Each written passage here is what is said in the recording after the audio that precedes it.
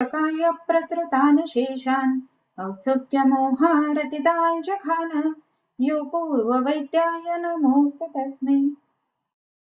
हम अष्टांग हृदय का निदान स्थान पढ़ रहे हैं। सो इस निदान स्थान में हमारे 9 अध्याय जो है वो पूरे हो गए हैं और जो 10वां अध्याय प्रमेह निदान है वो हम पढ़ रहे हैं। उसमें भी कुछ श्लोक हमारे हुए हैं। सो जिधर तक निदान के बारे में अलग-अलग जो मूत्र प्रवृत्ति के अनुसार जो प्रमेह के निदान बताए गए हैं, तो उसमें से जो कफज, पित्तज और वातज ये जो सब प्रमेह है वो हमने देखे हैं। तो ये जो श्लोक है 17 वो हमारा हो गया था। हस्तिमत्त इवाजस्रम मूत्रम वेग विवर्जितम सलसिकम विबद्धंच हस्ति में ही प्रमेहते मधुमेही मधुसमम। इधर तक हमारा सब हुआ था, राइट। सो अभी ये जो हम कहेंगे इसमें और क्या है, तो प्रमेह का सब जो वर्णन है इधर तक तो सब आ गया।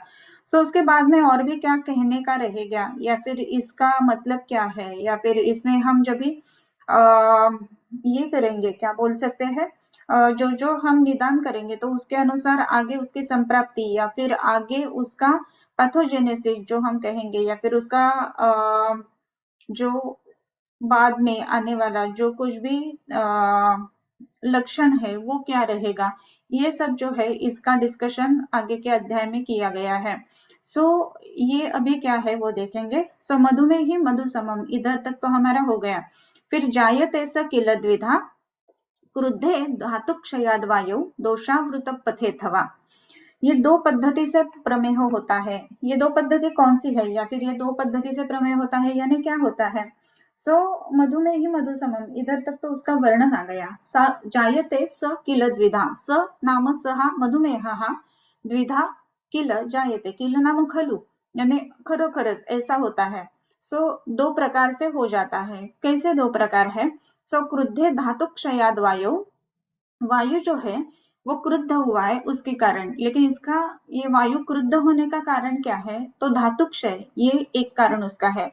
वायु क्रुद्धे, वायु जो क्रोधित हो जाती है, कुपित हो जाती है, वो तो है कि धातु क्षय जन्य, धातु क्षय के कारण जो वायु विकृत हो रही है उसके कारण। और दूसरा जो बताया है वो है दोषा आवृत पथे अथवा, आवृत पथ दोष होने के कारण भी ये हो जाता है। अभी आवृत पथ दोष इसका मतलब क्या है कि जो स्रोतस है उनको लिप्त किया गया है, स्रोतस जो है वो रुद्ध हुए हैं, स्रोतस जो है वो बंद हुए हैं। ऐसी अवस्था में अगर ये वायु कुपित हो जाती है तो उसके कारण भी मधुमेह हो जाता है। अभी मधुमेह के बारे में ही क्यों ये कहा गया है इसका कारण ये है कि मधुमेही मधुसमम ये जो कहा गया है, तो उसमें सब जो प्रमेह है उसका अंतिम जो है कालेन उपेक्षिता सर्वे यद यान्ति मधुमेहताम, ऐसे कहा गया है। सभी प्रमेह जो है उसमें मधुमेह में परावर्तित हो जाते हैं। मधुमेह यानी मधु जैसी जो मूत्र प्रवृत्ति हो रही है उसको मधुमेह ऐसे कहा गया है, राइट। इसी तरीके से ये जो मधुमेह वो हो जाता है। मधुमेह जो हम देखते हैं उसमें तो बेसिकली वातजमेह है, और इसी के लिए वायु प्रकुपित होने के 2 कारण है उसमें। एक तो धातु क्षय के कारण होगा, या फिर आवृत पथ यानी स्रोतस के अवरोध के कारण होगा। अवृतो दोषलिंगानि सो अनिमित्तं प्रदर्शयेत् क्षीण क्षणात् क्षणात् पूर्णो भजते कृच्छ्र साध्यताम। वायु जो है वो अवरुद्ध होने के कारण, अवरुद्ध होने के जो लक्षण है दोष लिंगाने, अवृतो यानी सहा आवृतः यानी वातः आवृतः, यदि वातः आवृतः, वात जब भी आवृत हो जाता है तो उसके दोष लिंगानी, दोष लक्षण जो है वो अनिमित्तम प्रदर्शयेत, उसको कुछ ऐसा ये निमित्त यानी कारण हेतु नहीं चाहिए कि वो लक्षण दिख रहे हैं। कुछ भी नहीं है तो भी ऐसे लक्षण दिख जाते हैं कि वायु जो है वो आवृत हुई है। ऐसे हो जाता है तो क्षीण क्षणात् क्षणात् पूर्णो भजते कृच्छ्र साध्यता। इसी के लिए वो क्या हो जाता है, तो क्षण क्षण से वायु जो है वो प्रकुपित हो जाती है, तो उसमें कष्ट साध्यत्व आ जाता है। पूर्णो भजते कृच्छ्र साध्यता, पूर्ण इसका मतलब वो क्षणात् क्षणात् पूर्णः, धीरे धीरे आपूरण ऐसा है कि ये जो आवृत वायु जो है वो हर एक स्रोतस में धीरे धीरे क्षणात हर एक सेकंड में, हर एक क्षण में वो पूरे स्रोतस में छा जाती है, पूर्ण हो जाती है। और इसी के लिए ये जो प्रमेह मधुमेह में परावर्तित हो जाता है उसको भजते कृच्छ्र साध्यताम ऐसे कहा गया है कि वो कृच्छ्र साध्य हो जाता है। सो हर एक प्रमेह जो है वो काले न उपेक्षिता सर्वे यद यान्ति मधुमेहताम। कोई भी प्रमेह है तो उसकी अगर हम अच्छी तरीके से चिकित्सा नहीं करते हैं, पेशेंट अगर जो है वो उसको उपेक्षा करता है, पेशेंट अच्छी तरीके से पथ्य अपथ्य जो है वो उसका पालन नहीं करता है, अगर उसका मेडिसिन वो अच्छे से नहीं लेता है, पंचकर्म नहीं करता है, तो काले न कुछ काल के बाद क्या हो जाता है, सर्वे मधुमेहा सर्वे प्रमेहा मधुमेहताम यद यान्ति, मधुमेह में परावर्तित हो जाते हैं। ये मधुमेह जो है उसमें मधुरम यच्च सर्वेषु प्रायो माधवीव मेहते। सर्व प्रमेह जो है उसमें जो मूत्र है वो मधुरम यच्च सर्वेषु सर्वेषु प्रमेहेषु प्रमेहम मधुरम यच्च मेहति, यानी सर्व प्रमेह में ही मधुर ही जो मूत्र प्रवृत्ति होती है वो हो जाती है। लेकिन इसमें क्या होता है, तो माधवी व मेहती, मध के जैसा, यानी मधु यानी जिसको हम क्षौद्र कहेंगे उसके जैसा ये मूत्र प्रवर्तित हो जाता है। सो सर्वेशु प्रायो माधवी व मेहती, मधुमेह इसमें मध जैसा ये मूत्र प्रवृत्ति हो जाती है। सो सर्वे पे मधुमेहाख्या माधुर्याच तनोरतः, और ये सर्व ही प्रमेह जो है उसको मधुमेह कहा जाता है, माधुर्याच तनोह अतः, उसमें मधुरता होने के कारण कोई भी जो मेह है उसको मधुमेह कहा जा सकता है। बहुत बार ऐसा हो जाता है कि कोई भी हम थीसिस का वगैरह टॉपिक जब भी सिलेक्ट करते हैं तो कभी कभी हम जो सिनॉप्सिस रहता है उसको सबमिशन की बहुत ही गड़बड़ हो जाती है तो उसमें मधुमेह डाल देते हैं। सो हर एक प्रमेह मधुमेह नहीं है, ये पहला हो जाता है। आपको प्रमेह लेना है या मधुमेह लेना है ऐसे पूछा जाता है। मधुमेह जो है उसमें टिपिकली मध जैसा मूत्र प्रवृत्ति होती है। सो ये सब बातें थीसिस के टाइम पर कही जाती है, लेकिन ये जो रेफरेंस है ये हम इधर दिखा सकते हैं। सो क्या है वो, तो सर्वे पे मधुमेहाख्या, सब प्रमेह को मधुमेह कहा जा सकता है क्योंकि माधुर्याच तनोह अतः, जो शरीर है उसमें मधुरता आई हुई है, जो शरीर है मूत्र है उसमें मधुरता आती है, इसी के लिए उसको मधुमेह ऐसे कहा जाता है। सो मधुमेह इसका मतलब प्रमेह, ये भी हो सकता है इस श्लोक के अनुसार, राइट। मधुमेह और प्रमेह में अंतर है, बराबर है, प्रमेह का एक प्रकार जो है वो मधुमेह है, लेकिन सर्वेपि मधुमेह प्रमेहा मधुमेहम आयान्ति ऐसे कहा गया है। सो सर्व प्रमेह जो है उसका परिणमन जो है वो मधुमेह में हो जाता है। ऐसी अगर बात है तो मधुमेह हम सब प्रमेह को भी कह सकते हैं, राइट। सो इसी के लिए मधुमेह ऐसा अगर शब्द हम अगर यूज करते हैं कोई भी थीसिस में तो इसका मतलब सिर्फ मधुमेह ऐसा नहीं है, कोई भी प्रमेह को भी मधुमेह कहा जा सकता है। सो सर्वे पे मधुमेहाख्या माधुर्याच तनोह अतः, सब जो उसका शरीर है, व्याधि का स्वभाव है, उसमें मधुरता सब शरीर में आ जाती है।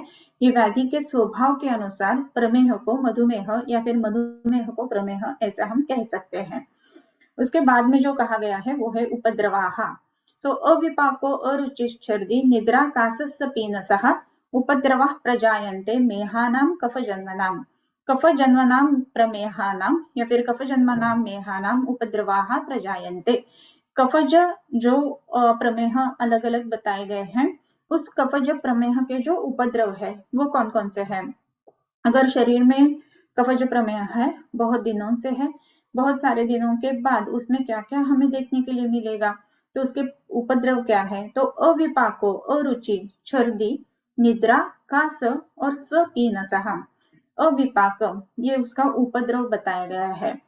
यही लक्षण हम शुरुआत की संप्राप्ति में भी देखते हैं, राइट।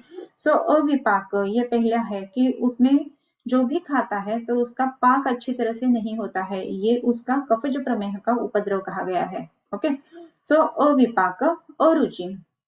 अभी आपको ऐसा लगेगा कि हाँ खाना खाता है वो हजम नहीं होता, इसमें कैसी बड़ी बात है। तो ये क्या उपद्रव स्वरूप है क्या? ऐसा भी लगता है। उपद्रव हम जब भी कहेंगे ना तो उपद्रव हमें बहुत कुछ बड़ा नाम वाला ऐसा ही होना चाहिए, ऐसा लगता है, लेकिन ऐसी बात नहीं है। अगर अविपाक है, जो भी खाया जाता है वो शरीर में अच्छी तरह से हजम नहीं होता है, वो पकता नहीं है, ऐसी अगर बात है तो धातु तैयार नहीं होगी। और लेट एज में अगर हम देखेंगे तो ये अविपाक जो रहता है ना वो बहुत ज्यादा है, जबकि पेशेंट मरणासन्न अवस्था में रहता है तो भी उसको अविपाक यही लक्षण प्रमुख रहता है कि कुछ भी खाता है तो उसको हजम नहीं होता है। इसके लिए इस लक्षण को हमें छोड़ देना नहीं चाहिए या फिर उसको ओवरलुक नहीं करना चाहिए। अविपाक को अरुचि, अरुचि ये प्रमुख उपद्रव कफज प्रमेह का लक्षण बताया गया है, उपद्रव स्वरूप लक्षण है। अभी अरुचि में भी क्या है कि कुछ भी खाता है तो उसको मुंह को टेस्ट नहीं है। लेकिन एक बात मैं इधर कहना चाहूंगी कि जो पेशेंट मधुमेह के कफज प्रमेह के रहेंगे, सो उसमें बेसिकली क्या रहता है कि जो भी पेशेंट खाता है उसको टेस्ट नहीं लगती है, और टेस्ट नहीं अच्छी लगती है इसके लिए चिड़चिड़ापन खाने में बहुत ज्यादा बार रहता है। अगर खाने में चिड़चिड़ापन है तो वापस उसको अच्छी तरह से खाना हजम नहीं होगा और फिर रस विकृति हो जाएगी, और रस विकृति के कारण वापस से प्रमेह की जो संप्राप्ति है वो चलती रहेगी। सो अरुचि ये जो है वो भी बहुत बड़ा महत्वपूर्ण लक्षण है। अरुचि हम कहेंगे तो हमें हमेशा ऐसा लगता है कि हाँ कि सामता है, इसके लिए अरुचि रहती है रहेगी। लेकिन अरुचि ये लक्षण अगर देखा जाए तो कोविड के टाइम्स में हमने देखा है कि फीवर है और अगर अरुचि है, कुछ भी खाया है, उसका टेस्ट नहीं महसूस होता है, ऐसी अगर बात है तो न्यूरोलॉजिकल डिसऑर्डर में भी काउंट किया जाता है।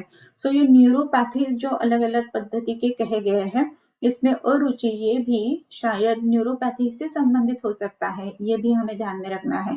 सिर्फ खाया है हजम नहीं होता है, इतने तक उसका व्याप्ति नहीं है, बहुत बड़ी व्याप्ति उसकी रहती है।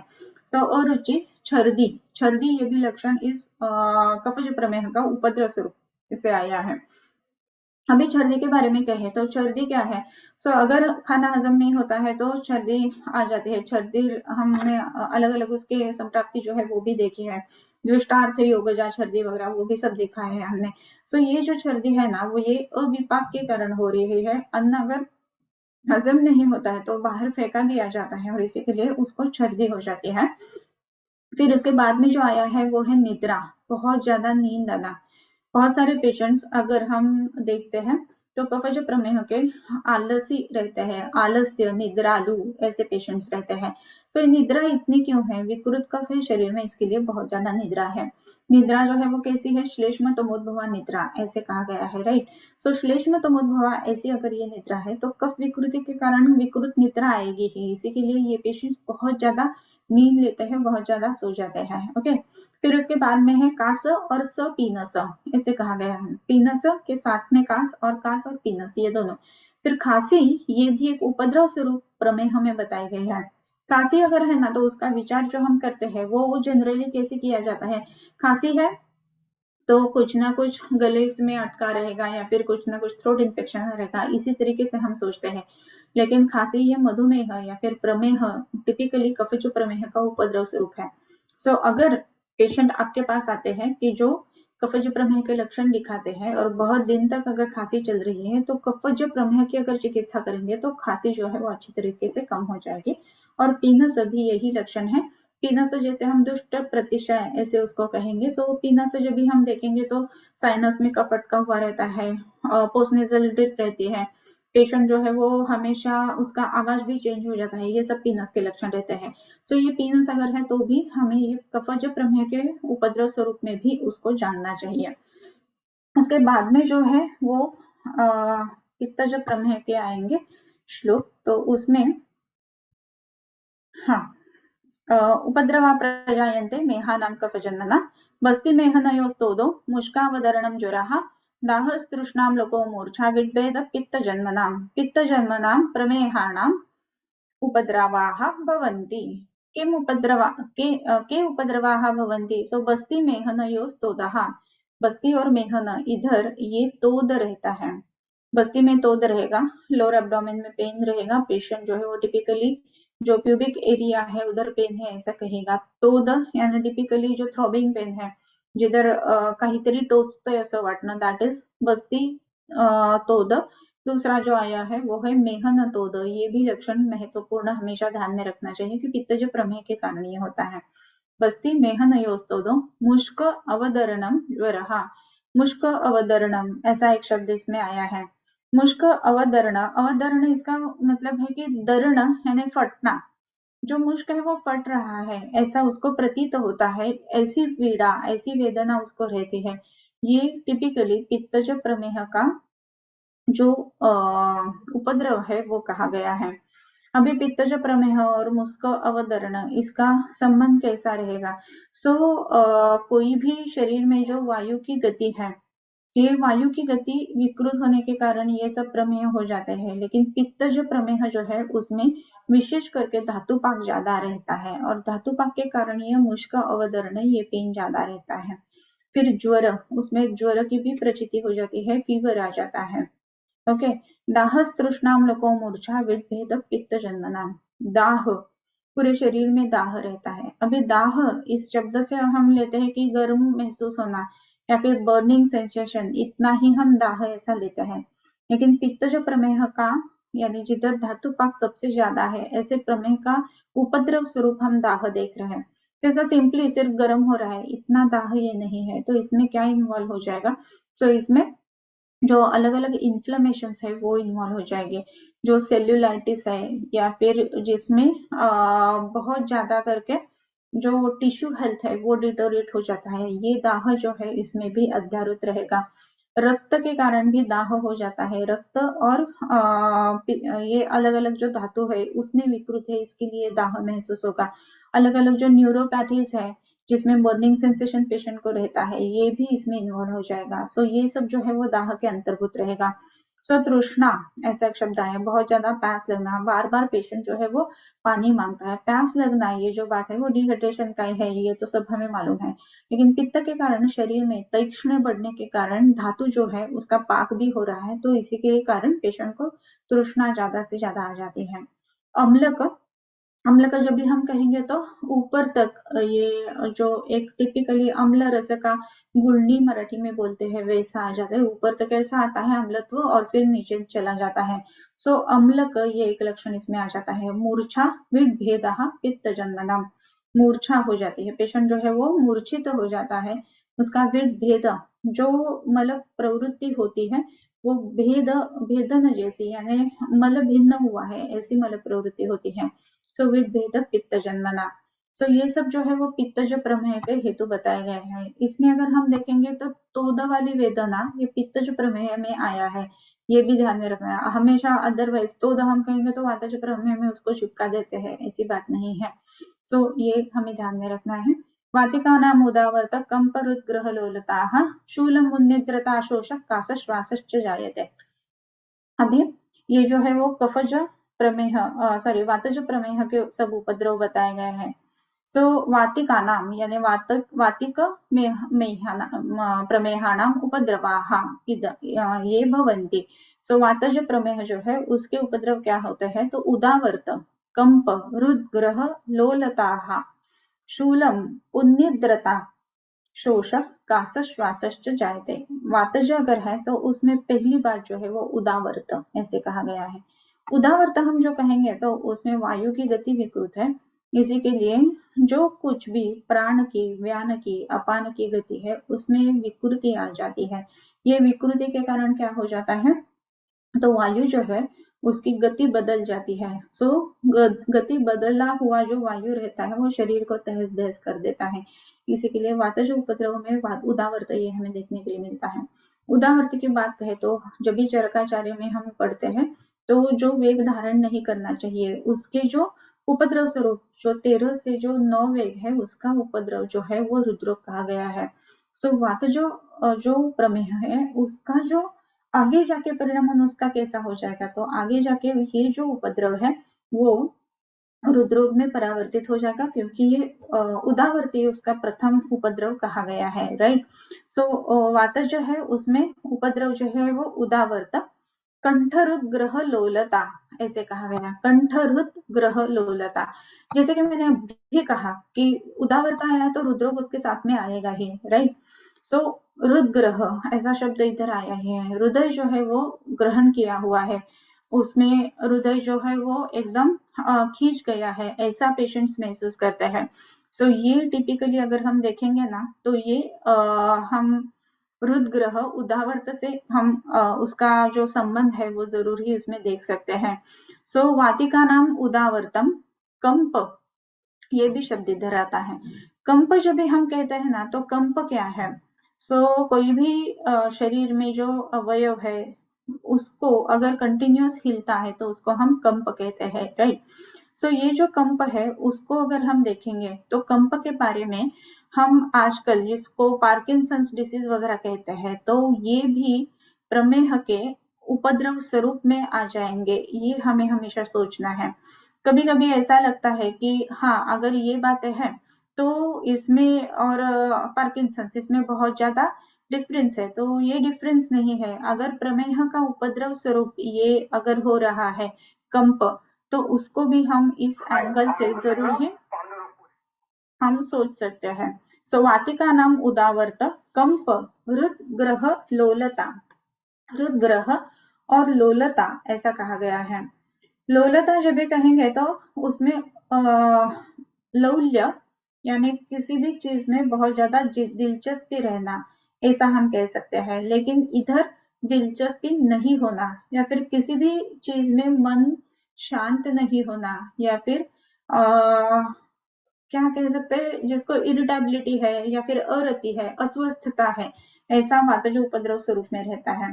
हृदग्रह लोलता, शूलम उन्निद्रता शोषहा, शूल बहुत ज्यादा पेन रहता है, अलग अलग जो अवयव रहेंगे शरीर के उसमें, लेकिन ये जो पेन है उसमें टिपिकली संधि शूल ऐसा नहीं रहेगा। पंडिकोद्वेष्ट या फिर जिधर मसल्स ज्यादा रहते हैं और मसल बस्टिंग ज्यादा रहता है, ऐसे जो शरीर के भाग है उसमें ज्यादा ये शूल देखने के लिए मिलता है। उन्निद्रता, उन्निद्रता इसका मतलब है कि नींद नहीं आना, वात के कारण, वात की विकृति के कारण पेशेंट को नींद बिल्कुल ही आती नहीं है। ये उन्निद्रता। शोषहा, शोष यानी धातु जो है वो शुष्क हो जाते हैं, धातु जो है उनमें सारता नहीं होती है, धातु जो है वो शोष में परावर्तित हो जाते हैं। अब भी इधर हमें मालूम हो जाता है कि शोष जो है वो प्रमेह का उपद्रव स्वरूप कहा गया है।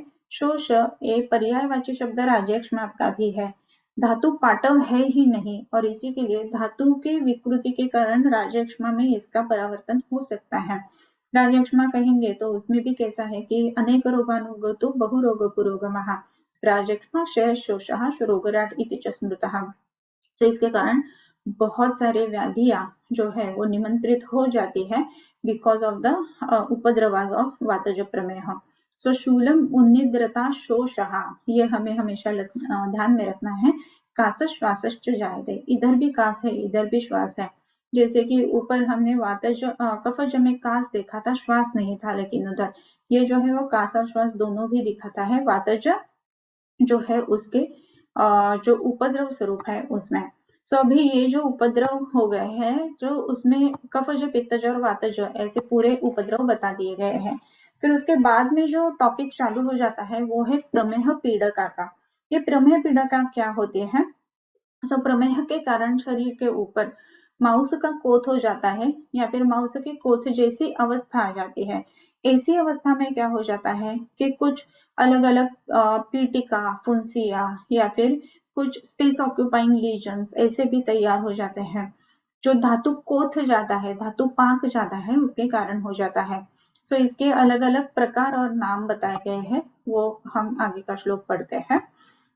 शराबिका कच्छपिका जालिनी विनतालजी, मसूरिका सर्षपिका पुत्रिणी सविदारिका, विद्रदिश्चेति पीटिका प्रमेहोपेक्षया दश, संधि मर्मसु जायन्ते मांसलेषु च धामसु। अभी ये प्रमेह उपेक्षया दश पीटिकाः जायन्ते, प्रमेह का जब भी उपेक्षा की जाती है, प्रमेह का चिकित्सा अच्छी तरीके से नहीं किया जाता है।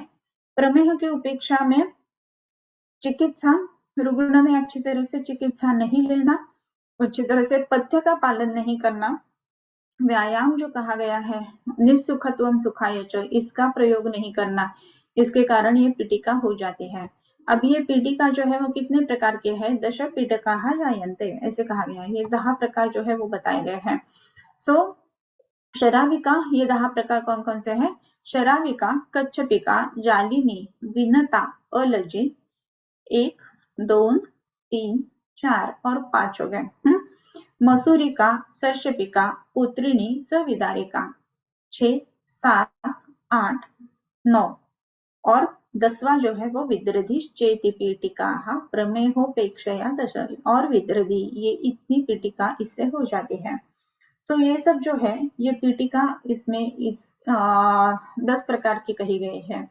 अभी इसके अलग अलग लक्षण, हर एक के लक्षण आगे बताए गए हैं। ओके, ये पीठिका किधर हो जाती है? संधि मर्मसु जायन्ते मांसलेषु च धामसु।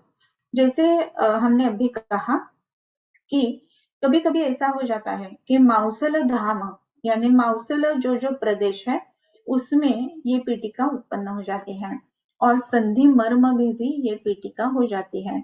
सो प्रमेह का उपद्रव स्वरूप प्रमेह पीड़िका है। प्रमेह का उपद्रव जब भी हम कहेंगे तो प्रमेह जो है उसको अगर उपेक्षा की गई है, उसकी चिकित्सा अच्छी तरह से की नहीं गई है, सो उसका प्रवर्तन जो है वो प्रमेह पीठिका में हो जाता है। और ये प्रमेह पीठिका किधर हो जाती है? तो संधि मर्मसु। जैसे कि हम देखते हैं कि संधि मर्म आश्रित ये जो रहते हैं वो मध्यम मार्ग के व्याधि रहते हैं। ये जो व्याधि है मध्यम मार्ग के वो हमेशा ही कष्ट साध्य है। और संधि मर्म अस्थि शिरा स्नायु, इसके जो सन्निपाता ऐसे कहा गया है वो है मर्म। सो मर्म के स्थान पर होने वाले और संधि के स्थान पर होने वाले ऐसे ये पीठिका है। तो इसी के लिए ये कष्ट साध्य तो रहेगी ही, ये इसी में अभी बताया दिया है, राइट। सो संधि मर्मसु जायन्ते मांसलेषु च धामसु।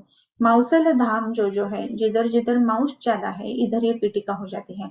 मांस ज्यादा है, मांस का धाम जो है उसमें ये पीठिका क्यों हो जाएगी? इसका कारण ही यही कि मांसल धाम जब भी हम कहेंगे तो मांस में कोथ ज्यादा हो जाएगा और ये पीठिका उत्पन्न हो जाएगी। सो इसी के लिए मांसलेषु च धामसु ऐसे कहा गया है। ओके, संधि मर्मसु जायन्ते मांसलेषु च धामसु अंतोन्नता निम्ना शावा क्लेद रुजान्विता शरावमान संस्थाना पीठिका सा शराविका। ये शराविका नामक पीठिका है। ये कैसी दिखने के लिए मिलती है? अंत उन्नता, अंत यानी जो पीठिका है उसका जिधर जिधर अंत है, यानी हम ऐसा कंसिडर करेंगे अगर राउंड कलर का है तो उसका जो सर्कमफेरेंस है, राइट। अंत उन्नता, वो सर्कमफेरेंस जो है वो उन्नत यानी रेज्ड रहता है, उसके एजेस जो है वो रेज्ड रहेंगे। मध्य निम्ना, मध्य भाग जो है वो थोड़ा सा नीचे रहेगा। सो जो पीठिका ये रहेगी शराविका, ये कैसा है? शराव कैसे रहता है ना कि मध्य में निम्न रहता है और जो बाजू में जो है वो उन्नत रहता है। ऐसा शराव उसके ऊपर रख दिया है, ऐसी वो पीठिका रहेगी, राइट। अंतोन्नता मध्य निम्ना शावा क्लेद रुजान्विता। शाव वर्ण की है ये, शाव वर्ण की यानी एक उसका ग्रेइश कलर ऐसा है। क्लेद और रुजान्विता, क्लेद है उसमें यानी उसमें स्राव रहेगा, और रुजा अन्विता, रुजा भी इसमें पेन रहेगा। शरावमान संस्थाना पीठिका सा शराविका। शरावमान, शरावमान म्हणजे क्या? तो शराव के संस्थान, संस्थान है उसका जो आकृति कैसा रहेगा। सो जो हम शराव कहते हैं ना उसी की तरह से ये रहती है, और इसी के लिए इसको शरावमान संस्थाना पीठिका सा शराविका, इसको शराविका ऐसी पीठिका कहते हैं। जो कोई भी शरीर के ऊपर अगर शराव रख दिया जाता है तो कैसे दिखेगा वो? तो इस तरीके से शाव वर्ण की ऐसा वो शराविका ऐसी पीठिका है, और ये रुजा और क्लेद इसमें दोनों भी रहता है। सो शराविका ये एक पीठिका है जो प्रमेह के कारण हो जाती है। ओके, फिर उसका बाद में जो श्लोक है, अवगाढ़ाति निस्तोदा महावास्तु परिग्रहा श्लक्षणा कच्छप पृष्ठाभा पीठिका कच्छपी मदा।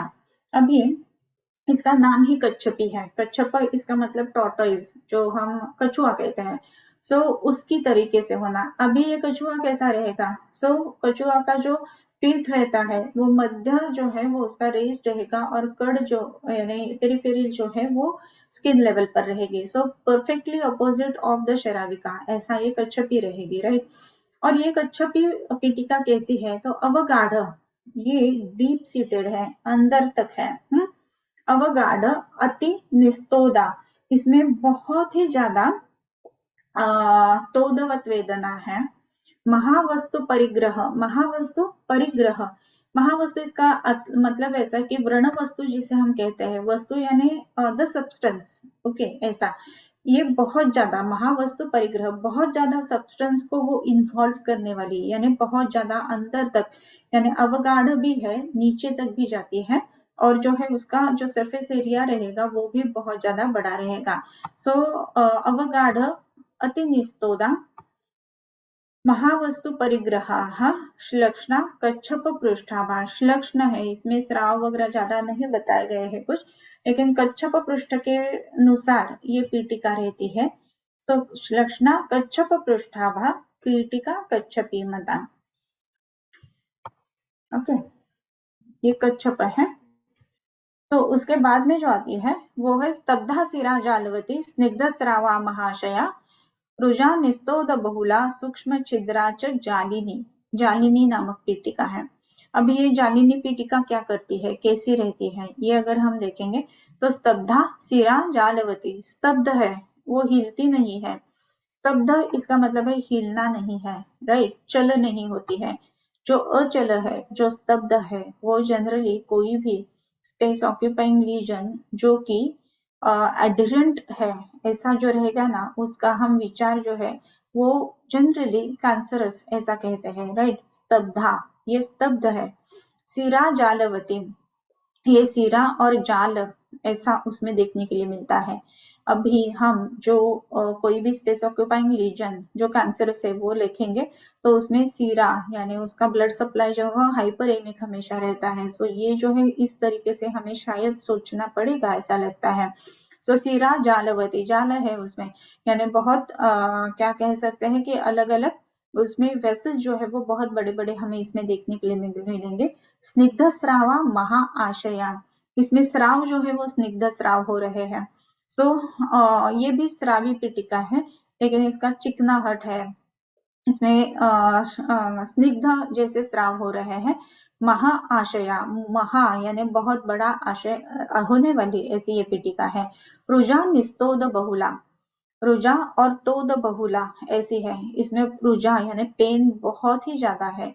जैसे कि हम देखते हैं कि कोई भी जो कैंसरस पीटिका रहती है, कैंसरस जो ऑक्यूपाइंग लीजन रहता है वो बहुत ही पेनफुल रहता है हमेशा।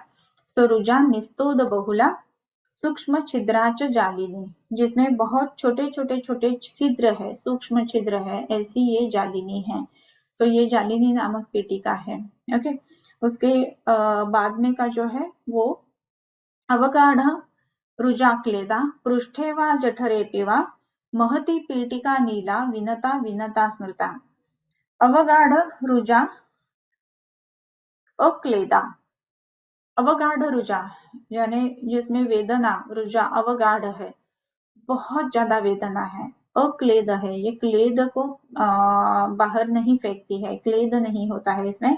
पृष्ठे वा जठरे अपिवा, पृष्ठ के ऊपर भी रहती है या फिर जठर यानी जो उदर है उसके भी ऊपर रहेगी। सो इसका एक स्पेसिफिक लीजन बताया गया है कि जिधर वो उत्पन्न होगी। सो ऑन द बैक और in the on the abdominal wall ऐसी ये रहेगी।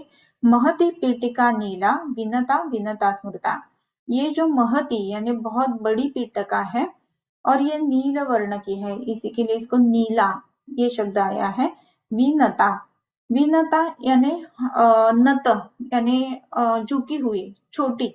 उन्नत नहीं जो है वो है विनत, यानी raised from the skin level, ऐसी नहीं है, वो स्किन लेवल के ही ऊपर है। ये जो है इसको विनता ऐसा नाम है क्योंकि ये स्किन लेवल पर है। This is not raised from the skin level, right. So इसी के लिए विनता ऐसा इसका नाम है। दहती त्वचमुत्थाने भृशं कष्टां विसर्पिणी रक्तकृष्णाति त्रुटस्फोट दाह मोह ज्वरालजी। अभी उसके बाद में जो है वो दहती त्वचम उत्थाने भृशं कष्टा विसर्पिणी।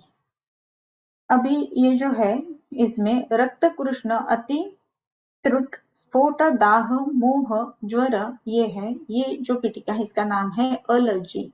एलर्जी जो पीटिका है ये कैसी करती है, दहती त्वचम उत्थाने, उत्थाने नाम उत्पन्न होते समय, जो उत्थान यानी पीटिका का जब भी उत्थान रहता है तो उसमें उत्पन्न होती है तो दहती त्वचम, त्वचा का बहुत दाह उत्पन्न कर देती है। ये पीटिका जब भी उत्पन्न होने की है, उत्पन्न होने वाली है, दैट टाइम ये बर्निंग ऑफ द स्किन ऐसा हो जाता है। दहती त्वचम उत्थाने भृशम कष्टा विसर्पिणी, भृशम कष्टा बहुत ज्यादा दुख देने वाली ऐसी है। और विसर्पिणी, विसर्पिणी यानी विसर्प जैसे एक जगह से दूसरी जगह तक फैलता है वैसी ये फैलती है। रक्त कृष्णा, ये कैसी है, कैसा वर्ण है इसका, रक्त वर्णी है, कृष्ण वर्णी है। अतित्रुट स्फोट, अतित्रुट इसमें तृष्णा बहुत ज्यादा है। अगर हम देखेंगे तो अलजी जो है वो विसर्पिणी है, विसर्प के स्वरूप जैसी है। विसर्पति यानी बहुत ज्यादा फैलती है ऐसा जो है, उसमें तृष्णा बहुत ज्यादा देखने के लिए मिलेगा। स्फोट दाह मोह ज्वर अलजी, स्फोट यानी इसमें विस्फोट अलग अलग रहेंगे, दाह रहेगा, मोह यानी कार्य अकार्य विवेक, पेशेंट जो है वो उसको बहुत ज्यादा मोह हो जाता है, वो सोच अलग अलग पद्धति से योग्य अयोग्य इसका निवाड़ा नहीं कर सकता है, मोह। इसमें ज्वर भी रहेगा, ये जो है वो है अलजी, दाह मोह ज्वर अलजी।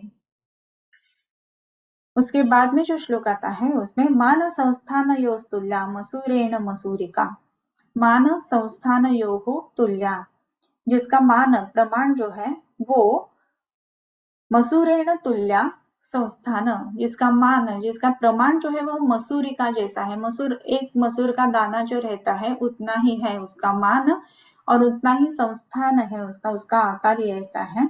मसूरेण मसूरिका, ऐसे जो है उसको मसूरिका ऐसे कहा गया है, मसूर जो अलग अलग रहते हैं ना वैसे। ये जो है ना ये बहुत सारे पेशेंट्स में जनरली देखने के लिए मिलते हैं कि मसूरिका जो पीटिका हम कहते हैं वैसे मसूर के जैसे दाने दाने उभर आते हैं। सर्षपमान संस्थाना क्षिप्रपाका महारुजा, सर्षपी सर्षपास्तुल्या पीटिका परिवारिता, सर्षपमान संस्थाना, अभी सर्षपमान संस्थाना, सर्षप के मान प्रमाण इतना छोटा, जितना सर्षप रहता है उतनी ही छोटी वो पीटिका रहेगी। उसका संस्थान भी सर्षप जैसा ही रहेगा, उसका आकार जो है वो भी सर्षप जैसा ही रहेगा, प्रमाण और आकार दोनों।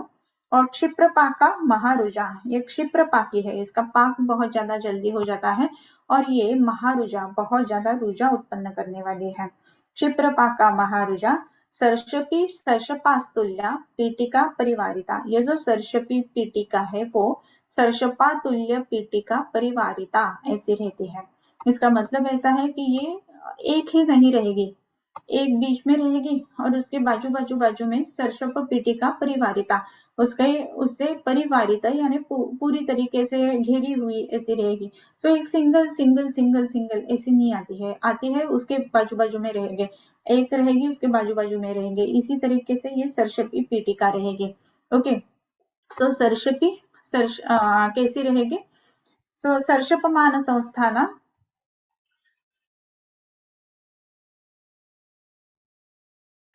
सर्षपमान संस्थाना क्षिप्रपाका महारुजा, सर्षपी सर्षपातुल्या पीटिका परिवारिता ऐसी है ये। ओके, सर्षपी सर्षपातुल्या पीटिका परिवारिता। उसके आगे का जो है वो श्लोक हम पढ़ के इधर ही रुकते हैं। पुत्रिणी महती भूरि सुसूक्ष्मा पीटिकाचिता विदारी कंदवत वृत्ता, विदारी कंदवत वृत्ता कठिनाच विदारिका विदर्धिर्वक्षन्त्यत्यन्त्रं तत्राद्यं पीटिकात्रयं पुत्रिणी च विदारी च दुस्सहा बहुमेधसः साह्या पित्तोल्बणास्त्वन्या सम्भवति अल्पमेधसः तासु मेहवशाच्च स्यात् दोषोद्रेको यथा यथं प्रमेहेण विनाप्येतां जायन्ते दुष्टमेधसः तावच्च नोपलक्ष्यन्ते यावत् वास्तु परिग्रहः। अभी जो हमारे हुए हैं श्लोक आज के, उसमें सर्षपा ये जो पीटिका है वो हुई है। सो उसके बाद में जो पुत्रिणी है उधर से हम नेक्स्ट टाइम चालू करेंगे। ओके, सो आज इधर तक ही रुकते हैं। 33 श्लोक हमारे हुए हैं। ओके, किंबहुना तुमचे केले धर्म कीर्तन हे सिद्धी गेले, तेथ माझे जीवरले पायिकपणा आता विश्वात्मके देवे, येणे भाग्यज्ञे तोषावे दोषोनी मज द्यावे पसाय दान हे, जे फळांची व्यंकटी सांडव तया सत्कर्मी रती वाढो, भूता परस्परे पडो मैत्र जीवांचे, दुरितांचे तिमिर जावो, विश्वस्व धर्म सूर्ये पाहो, जो जे वांछील तो ते लाहो प्राणिजात, वर्षत सकळ मंगळी, ईश्वर निष्ठांची मांदियाळी, अनवरत भूमंडळी भेटतू भूता, चला कल्पतरूंचे आरव, चेतना चिंतामणींचे गाव, भूलदे जे अर्णव पियुषांचे, चंद्रमे जे अलांछन, मार्तंड जे तापहीन, ते सर्वांनी सदा सज्जन सोय रे होतो, किंबहुना सर्व सुखी पूर्ण होणे तेही लौकी, भजिजो आदि पुरुषी अखंडित, आणि ग्रंथ उपजविये विशेषी लोके इये, दृष्टा दृष्ट विजय हो आवेची, येथ म्हणे श्री विश्वेश्वरावो, हा होईल दान पसावो, येणे वरे ज्ञान देवो सुखिया झाला, येणे वरे ज्ञान देवो सुखिया झाला, येणे वरे ज्ञान देवो सुखिया झाला.